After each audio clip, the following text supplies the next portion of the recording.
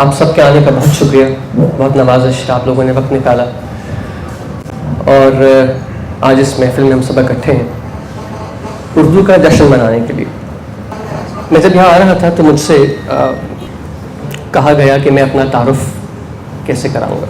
ہمارے دوست ہیں، انہوں نے کہا کہ جی آپ کا تعارف ہم کرا دیتے ہیں۔ میں نے کہا بھائی میں تو اس قابل ہوں نہیں کہ مجھ سے پہلے کوئی آئے اور پھر مجھے بلایا جائے، تو اپنا تعارف میں خود کرا دیتا ہوں۔ میں ایک شعر کی توسط سے اپنا تعارف کرا دیتا ہوں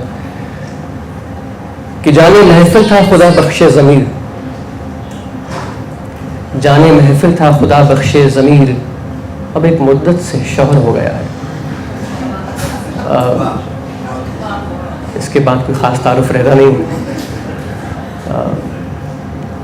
میرا اپنا جو شعبہ ہے وہ آئی ٹی کا ہے اور اردو ادب میرا نشہ ہے۔ نشہ تو میرا ہے لیکن اس سے باقی لوگوں کو کتنی تکلیف پہنچتی ہے وہ اس کے بعد پتہ چلے گا۔ باقاعدہ آغاز کروں گا۔ میں پہلی نظم جو پڑھوں گا وہ گلزار صاحب کی ہے اور کہنے لگے کہ یہ کیسا عشق ہے اردو زباں کا، یہ کیسا عشق ہے اردو زباں کا کہ مزہ گھلتا ہے لفظوں کا زباں پر کہ جیسے پان میں مہنگا قمام گھلتا ہے۔ یہ کیسا عشق ہے اردو زباں کا، مزہ گھلتا ہے لفظوں کا زباں پر کہ جیسے پان میں مہنگا قمام گھلتا ہے۔ نشہ آتا ہے اردو بولنے میں، گلوری کی طرح سب اصطلاحیں لطف دیتی ہیں، حلق چھوتی ہے اردو تو حلق سے جیسے مے کا گھونٹ اترتا ہے۔ حلق چھوتی ہے اردو تو حلق سے جیسے مے کا گھونٹ اترتا ہے۔ بڑی ایرسٹوکریسی ہے اس زبان میں، فقیری میں نوابی کا مزہ دیتی ہے۔ اگرچہ معنی کم ہوتے ہیں اور الفاظ کی افراد ہوتی ہے مگر پھر بھی بلند آواز پڑھیے تو بہت معتبر لگتی ہیں باتیں۔ کہیں کچھ دور سے کانوں میں اگر پڑتی ہے اردو تو لگتا ہے کہ دن جاڑوں کے ہیں، کھڑکی کھلی ہے دھوپ اندر آ رہی ہے۔ کہیں کچھ دور سے کانوں میں اگر پڑتی ہے اردو تو لگتا ہے دن جاڑوں کے ہیں، کھڑکی کھلی ہے دھوپ اندر آ رہی ہے۔ عجب ہے یہ زبان اردو۔ کبھی یوں ہی سفر کرتے اگر کوئی مسافر شعر پڑھ دے میر غالب کا، وہ چاہے اجنبی ہو یہی لگتا ہے وہ میرے وطن کا ہے۔ بڑے شائستہ لہجے میں کسی سے اردو سن کر کیا نہیں لگتا کہ ایک تہذیب کی آواز ہے اردو۔ یہ کیسا عشق ہے اردو زبان کا، مزہ گھلتا ہے لفظوں کا زبان پر کہ جیسے پان میں مہنگا قمام گھلتا ہے۔ بہت شکریہ۔ ایک اور نظم ہے، گلزار صاحب کی ایک نظم ہے، اور بھی بہت شاعر ہیں جن کی نظم پڑھی جائے گی۔ کہنے لگے کہ کتابیں ہمارے ہاں آج کل ایک بڑی انفارچونیٹ ایک سلسلہ ہے کہ ہم کتابیں نہیں پڑھتے۔ اب ہم یا تو آئی پیڈ پہ لگ گئے ہیں یا سنی سنائی پہ یقین کر لیتے ہیں، ہم کتابیں پڑھنا چھوڑ دیا ہم نے۔ تو گلزار صاحب چونکہ حساس انسان ہیں اور میں یہ سمجھتا ہوں کہ جو بھی حساس ہے زمانے میں اس کو کہو کہ گھٹ کے مر جائے، انہوں نے ایک نظم لکھی اور کہنے لگے کہ کتابیں جھانکتی ہیں بند الماری کے شیشوں سے، کتابیں جھانکتی ہیں بند الماری کے شیشوں سے، بڑی حسرت سے تکتی ہیں، مہینوں اب ملاقاتیں نہیں ہوتی۔ جو شامیں ان کی صحبت میں کٹا کرتی تھیں اب اکثر گزر جاتی ہیں کمپیوٹر کے پردوں پر۔ جو رشتے وہ سناتی تھیں وہ سارے ادھڑے ہیں، کوئی صفحہ پلٹتا ہوں تو ایک سسکی نکلتی ہے، کوئی صفحہ پلٹتا ہوں تو ایک سسکی نکلتی ہے، کئی لفظوں کے معنی گر پڑے ہیں، بنا پتوں کے سوکھے ٹنڈ لگتے ہیں وہ سب الفاظ کہ جن پر اب کوئی معنی نہیں اٹھتے، جو مٹی کے سکوروں کی طرح بکھری پڑی ہیں بہت سی اصطلاحیں، گلاسوں نے انہیں متروک کر ڈالا، زبان پہ جو ذائقہ آتا تھا صفحہ پلٹنے کا، جو ہم ایسے کر کے صفحہ پلٹتے تھے ایک وقت میں، کہ زبان پر جو ذائقہ آتا تھا صفحہ پلٹنے کا اب انگلی کلک کرنے سے بس ایک جھپکی گزرتی ہے۔ بہت کچھ تہ بتہ کھلتا چلا جاتا ہے پردے پر. کتابوں سے جو ذاتی رابطہ تھا کٹ گیا ہے. کبھی سینے پر رکھ کر لیٹ جاتے تھے, کبھی گودی میں لیتے تھے, کبھی گھٹنوں کو اپنے رحم کی صورت بنا کر نیند سجدے میں پڑھا کرتے تھے, چھوتے تھے جبیں سے.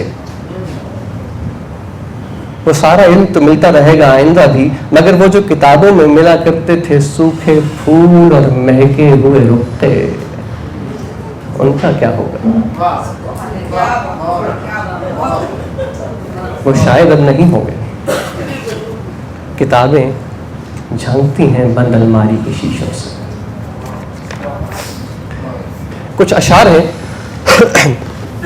راحت اندوری صاحب کہنے لگے کہ میرے حجرے میں نہیں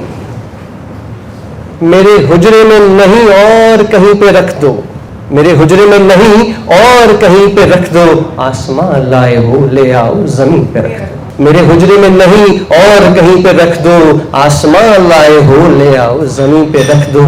اور اب کہاں ڈھونڈنے جاؤ گے ہمارے قاتل, آپ تو قتل کا الزام بھی ہمیں پہ رکھ دو. اور اس نے آپ تو قتل کا الزام بھی ہمیں پہ رکھ دو.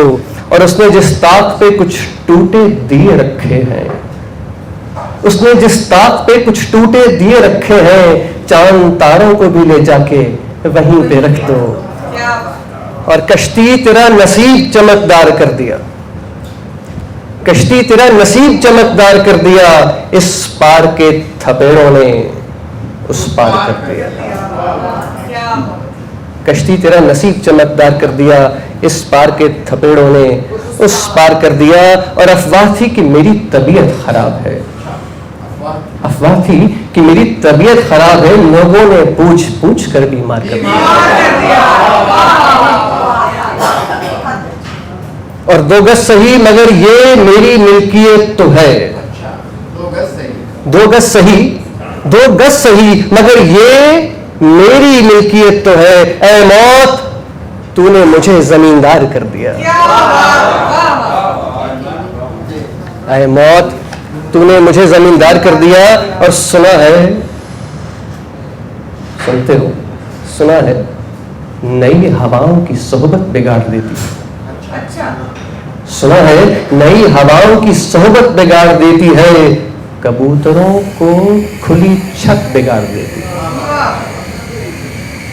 جو جرم کرتے ہیں وہ اتنے برے نہیں ہوتے, جو جرم کرتے ہیں وہ اتنے برے نہیں ہوتے, سزا نہ دے کر عدالت بگاڑ دیتی ہے. اور ملانا چاہا ہے انسان کو جب بھی انسان سے, ملانا چاہا ہے انسان کو جب بھی انسان سے, تو سارے کام سیاست بگاڑ دیتی ہے. اور ہمارے پیر تقی میر نے کہا تھا کبھی, میاں یہ عاشقی عزت بگاڑ دیتی ہے. اور آخری 2 شعر ہے کہ اندر کا زہر چوم لیا دھل کے آ گئے, اندر کا زہر چوم لیا دھل کے آ گئے, کتنے شریف لوگ تھے سب کھل کے آ گئے. اور سورج سے جنگ جیتنے نکلے تھے بے وقوف, سورج سے جنگ جیتنے نکلے تھے بے وقوف, سارے سپاہی موم کے تھے گھل کے آ گئے. سورج سے جنگ جیتنے نکلے تھے بے وقوف, سارے سپاہی موم کے تھے گھل کے آ گئے. اور ایک نظم جو میرے دل کے بہت قریب ہے, اور میں نے کل اپنے استاد کو میں نے ان سے اجازت بھی لی, امجد اسلام جی صاحب کی ایک نظم ہے کہ زندگی کے میلے میں, تم سے کیا کہیں, زندگی کے میلے میں خواہشوں کے ریلے میں, تم سے کیا کہیں جانا اس قدر جھمیلے میں. زندگی کے میلے میں خواہشوں کے ریلے میں, تم سے کیا کہیں جانا اس قدر جھمیلے میں. وقت کی روانی ہے بخت کی گرانی ہے, سخت بے زمینی ہے اور سخت لامکانی ہے. ہجر کے سمندر میں تخت اور تختے کی ایک ہی کہانی ہے. تم کو جو سنانی ہے بات وہ ذرا سی ہے, بات عمر بھر کی ہے, اور عمر بھر کی باتیں کب دو گھڑی میں ہوتی ہیں. درد کے سمندر میں انگنت جزیرے ہیں, بے شمار موتی ہیں. آنکھ کے دریچے میں تم نے جو سجایا تھا, بات اس دیے کی ہے, بات اس گلے کی ہے جو لہو کی خلوت میں چور بن کے آتا ہے, لفظ کی فصیلوں پر ٹوٹ ٹوٹ جاتا ہے. زندگی سے لمبی ہے بات رت جگہ کی ہے, زندگی سے لمبی ہے بات رت جگہ کی ہے. راستے میں کیسے ہو بات تخلیے کی ہے, اور تخلیے کی باتوں میں گفتگو اضافی ہے. راستے میں کیسے ہو بات تخلیے کی ہے, تخلیے کی باتوں میں گفتگو اضافی ہے. پیار کرنے والوں کو ایک نگاہ کافی ہے. ہو سکے تو سن جاؤ ایک دن اکیلے میں, تم سے کیا کہیں جانا اس قدر جھمیلے. اور اساتذ محترم کی ایک بہت چھوٹی سی نظم ہے کہ بارشوں کے موسم میں, بارشوں کے موسم میں تم کو یاد کرنے کی عادتیں پرانی ہیں. بارشوں کے موسم میں تم کو یاد کرنے کی عادتیں پرانی ہیں. اب کی بار سوچا ہے, اب کی بار سوچا ہے عادتیں بدل ڈالیں. پھر خیال آیا عادتیں بدلنے سے بارشیں نہیں رکتی. بارشوں کے موسم میں تم کو یاد کرنے کی عادتیں پرانی ہیں.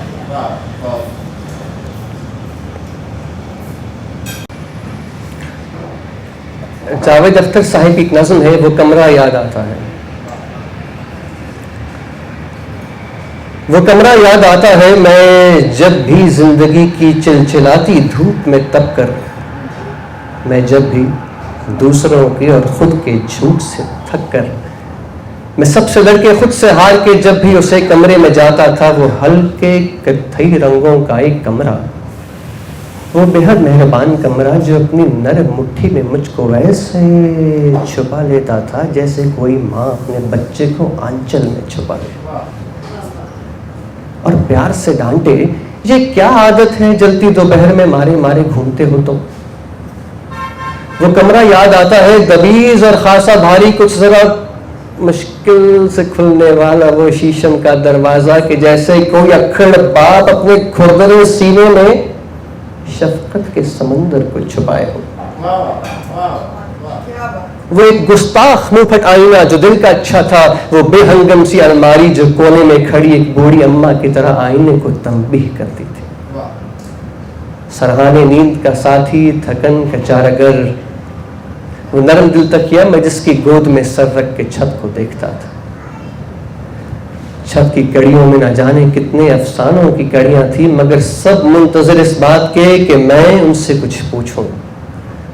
انہیں تو شک بھی نہیں تھا میں ان کو ایسے چھوڑ جاؤں گا, انہیں تو شک بھی نہیں تھا میں ان کو ایسے چھوڑ جاؤں گا. میں ایک دن یوں بھی جاؤں گا کہ واپس نہ آؤں گا. میں اب جس گھر میں رہتا ہوں بہت ہی خوبصورت ہے, مگر اکثر یہاں خاموش بیٹھا یاد کرتا ہوں. وہ کمرہ بات کرتا تھا, وہ کمرہ یاد آتا ہے. بہت شکریہ.